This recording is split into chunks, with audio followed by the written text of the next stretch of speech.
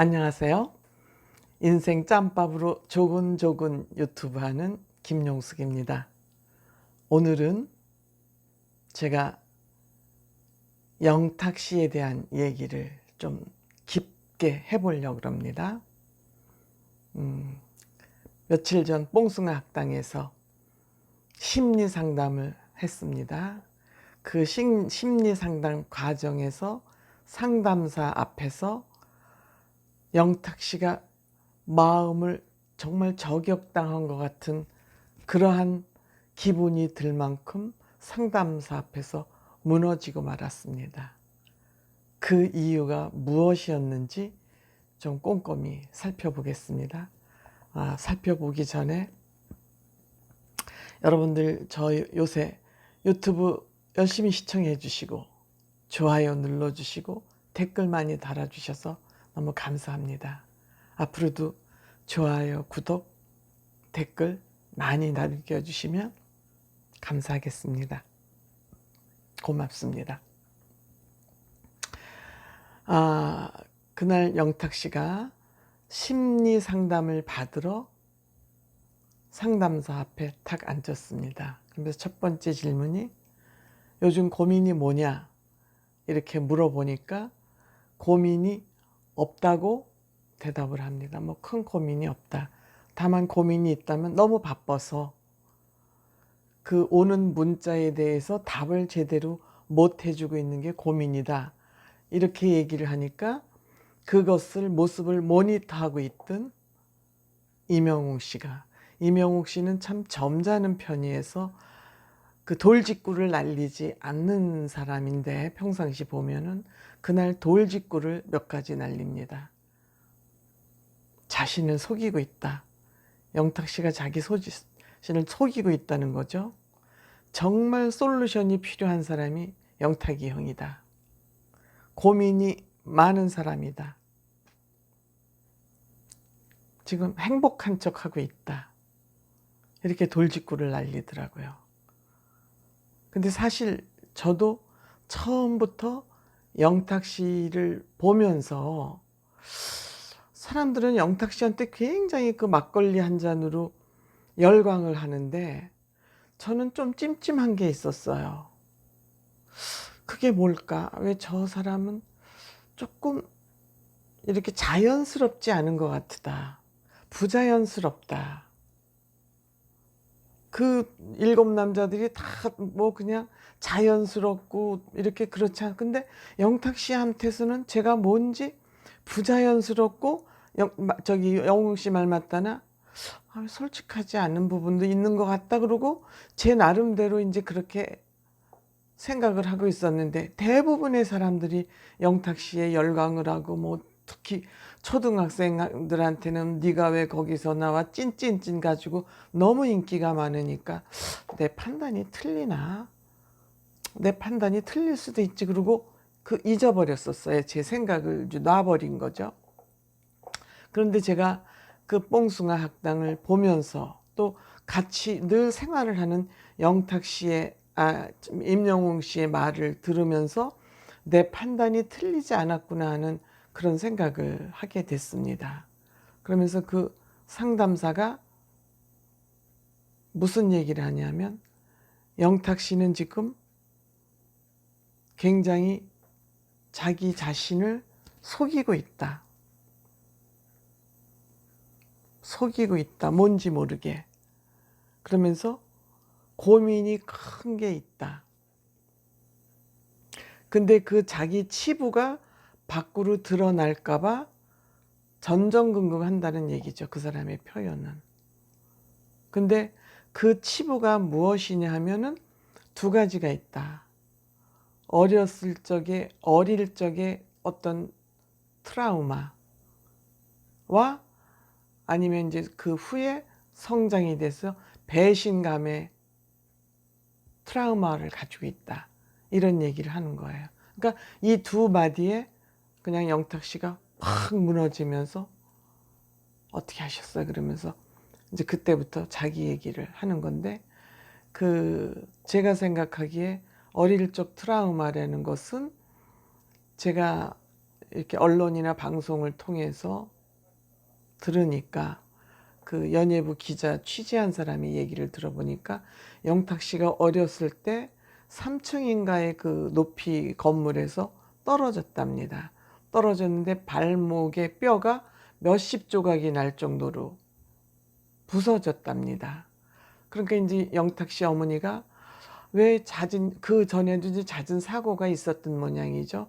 그래서 이제 어머니가 어디 가서 물어보니까 어머니는 그때까지만 해도 공무원이었으면 그 당시로서는 엘리트셨을 것 같아요. 그래서 가서 물어보니까 당신은 무속인이 되어야 될 팔자다. 그렇지 않으면 영탁 씨가 잦은 사고를 당할 것이다. 그렇게 아마 얘기를 했대요.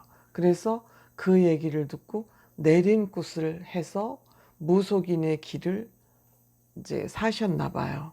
그러니까 그 어린 나이에 지금이야 뭐 무속인이 저도 늘 강조하지만 무속인도 원 오브 댐 직업입니다. 직업의 한 가지입니다. 이 무속인들은 한 가지 능력을 보통 사람보다 더 가진 것이죠. 어떤 신하고 접선을 한다든지 하는 보통 사람보다는 한 가지 능력을 더 가진 보통 능력 플러스 알파 힘을 가진 제3의 또 하나의 직업일 뿐인데 그 당시만 해도 그거를 바깥으로 당당하게 드러내는 것이 사회적으로 허용되지 않았기 때문에 영탁 씨에는 그게 굉장히 큰 아픔이었을 것 같아요.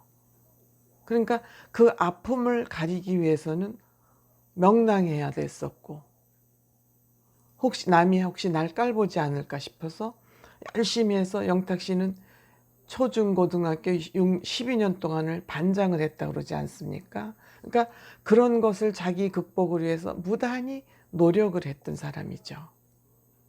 그 노력을 했던 것이 그 결핍도 경쟁력이라고 그러지 않습니까?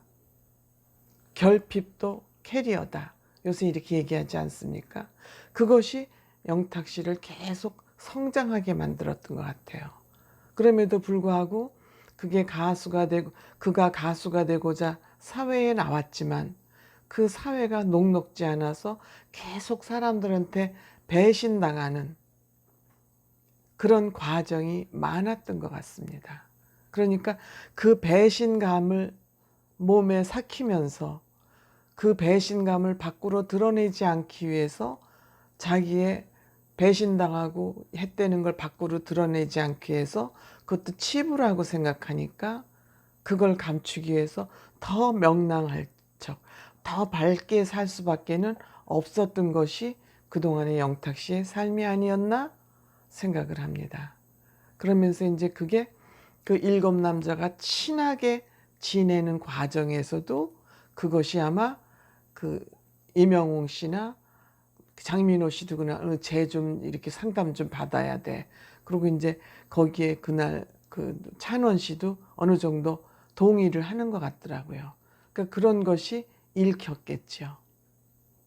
그러니까 그날 그 상담을 통해서 서로 아픔을 보듬어 줄 수 있는 더 친근해지고 끈끈해질 수 있는 그런 형제가 그날 상담을 통해서 저는 생겼으리라고 봅니다. 그러면서 영탁 씨는 점점 자기 실력을 쌓아갔던 것이지요.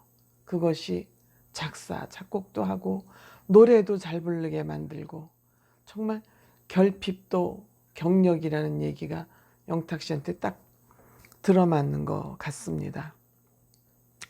그러면서 이제 그 사람이 솔루션을 그럼 어떻게 해야 되냐.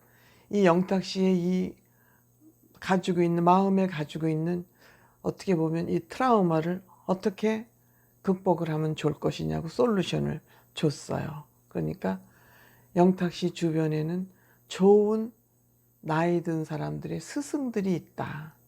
그 스승을 잘 따라가면 된다. 그러니까 영탁 씨가 딱 먼저 나오는 사람이 많죠. 제 주변엔 첫째 민호 형이 있습니다.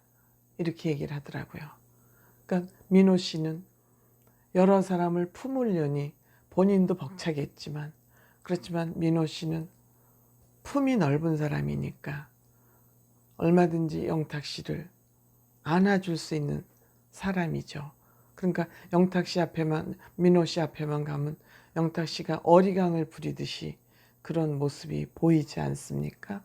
그래서 영탁 씨는 그날을 통해서 저는 다른 사람으로 탈바꿈되지 않을까 그런 생각을 합니다. 아주 좋은 시간이었다고 저는 생각이 됩니다.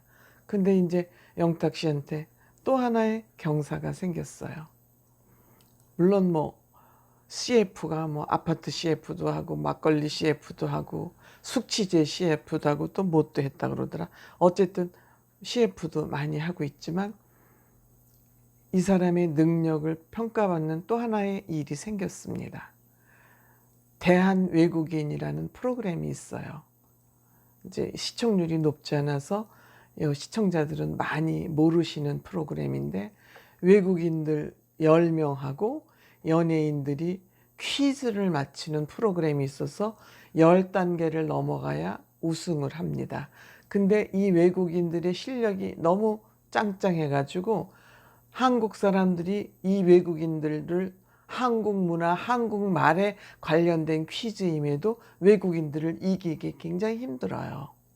외국인들이 우리나라 문화를 더 잘 알고 있다는 얘기도 되죠. 물론 뭐 10사람 대 1사람의 10대 1의 싸움이긴 하지만 그래도 우리나라 우리말에 대한 건데 외국 사람하고 해서 이기기 쉽지 않다는 거는 이들의 문화, 대한민국에 대한 문화 수준이 높다는 거죠.